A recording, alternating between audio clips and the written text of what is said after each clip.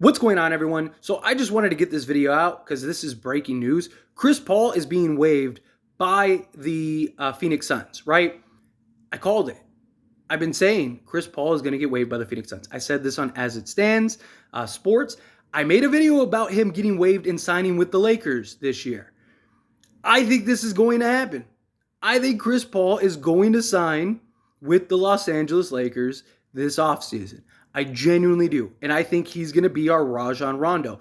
I have a video that I already pre-recorded that I was going to schedule for tomorrow. I might actually post it later tonight because it fits perfectly with this. I didn't think that this would happen now. I thought it would happen, once the NBA Finals and everything is over and all that stuff. So there might be some stuff that just is because he hasn't been waived yet. So it's kind of like, well, if he gets waived. But I recorded that whole video and it makes a world of sense. And I'm excited. But speaking of the breaking news right now, this is crazy, right? Because I thought they would at least try to trade him. And it makes sense to trade him, right? Like there are teams like the Charlotte Hornets. Could you have gotten like a Terry Rozier for him? It's not great, but you could have used a Terry Rozier. Another guy that could go get a bucket, play on the ball, play off the ball, do all of those things. Like that would have had some value. Chris Paul has a partially guaranteed deal, so it makes sense. And look, the reason I said that they were going to waive Chris Paul is because it's the only way. They have to trade DeAndre Ayton and waive Chris Paul.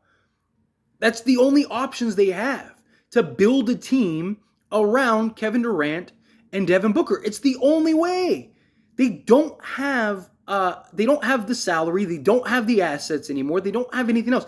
Ayton is the only way to go get 2 or 3 quality rotation guys, and waiving Chris Paul frees up a little bit of money so you could go sign a piece or two, right? Because you're going to have to, especially with the new CBA, the CBA is going to make it to where it's impossible for teams to build a competent roster if you have 3 guys making more than $20 million each, right? So you're going to, like, the CBA basically got rid of like the middle class type contracts, right? All of those like $18 to $22 million contracts, very likely going to be non-existent in the coming years.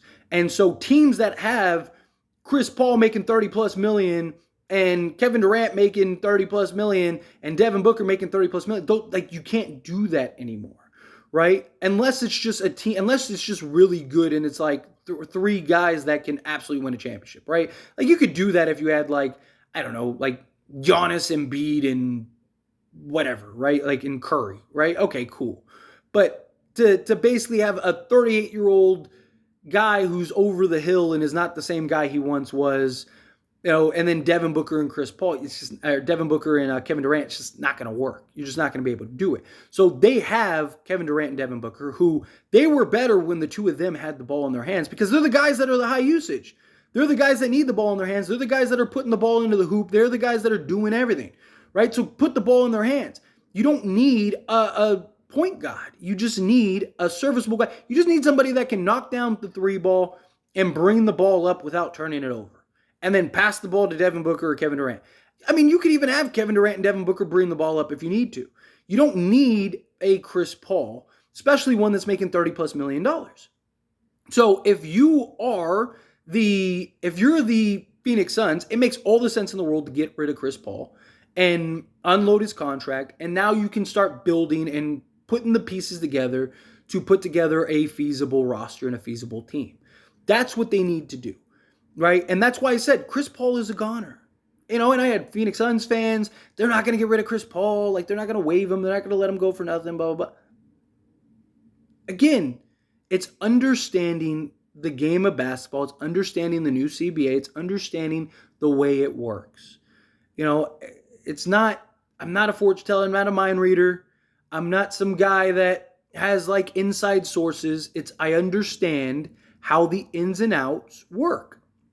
And I looked at the Phoenix Suns and I said, there's no way that they can keep Chris Paul.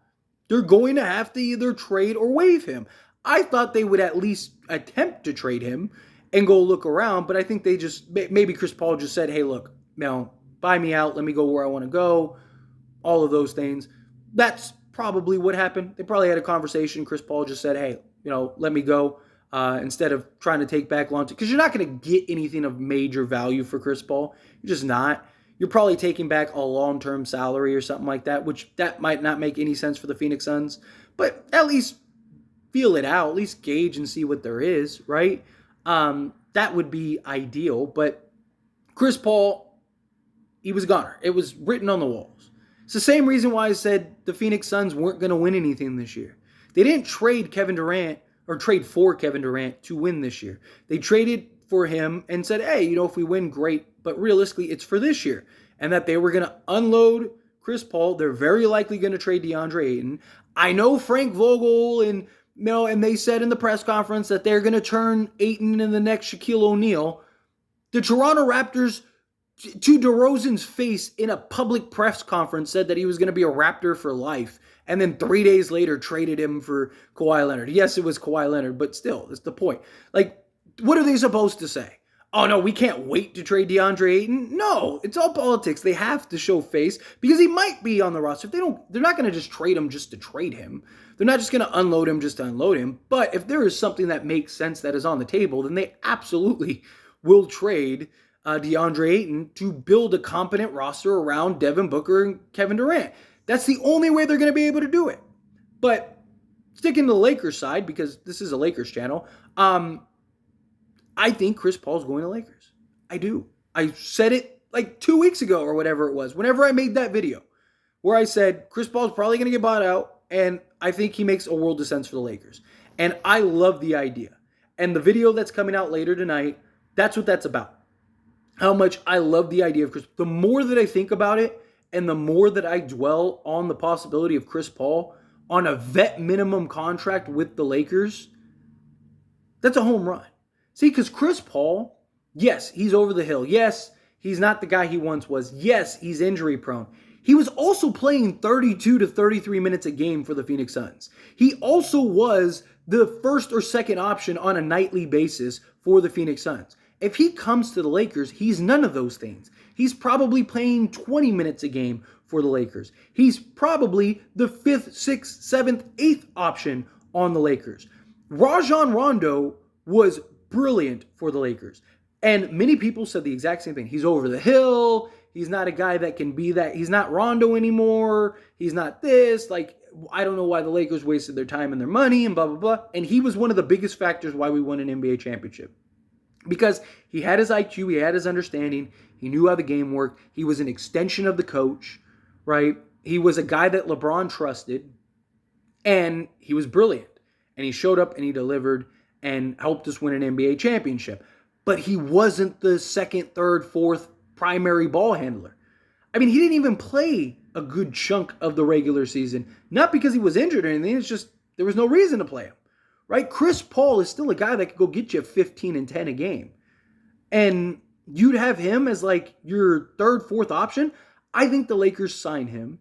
If you can bring him off the bench, perfect. I wouldn't even mind if they started him, right? Have him, Austin Reeves, LeBron, AD, and Vanderbilt or something like that. Because he can still shoot the ball. He can still play make. LeBron wants to play off the ball more. But you need somebody that LeBron trusts. That allows you to trade D'Angelo Russell to go get some pieces and stuff like that. Like, you could do a lot, right? And that can make a lot of sense. But Chris Paul, I think if you're the Lakers, you push hard for Chris Paul. If you're LeBron James, you're on the phone right now with Chris Paul going, hey, like, we need to sign you. Like, let's go. Let's get this going. It's time to move, right? That kind of thing. So I really think Chris Paul is going to Lakers. I do. I was right about the buyout. I mean, look, there's other options, like Philly makes some sense. The Bucks were connected to Chris Paul for a long time. That makes a little bit of sense, but Milwaukee kind of needs to go younger, not older. Like, the Lakers have enough young talent. Like, they could afford Chris Paul at his age, right? So that makes sense. I just think it makes sense. You're going to a team that was just in the Western Conference Finals that would fit perfectly for you. You don't have to play a ton of minutes. You could stay healthy. The Lakers technically don't even really need you. So you're just kind of like a cherry on top. Your best friend is on the Lakers.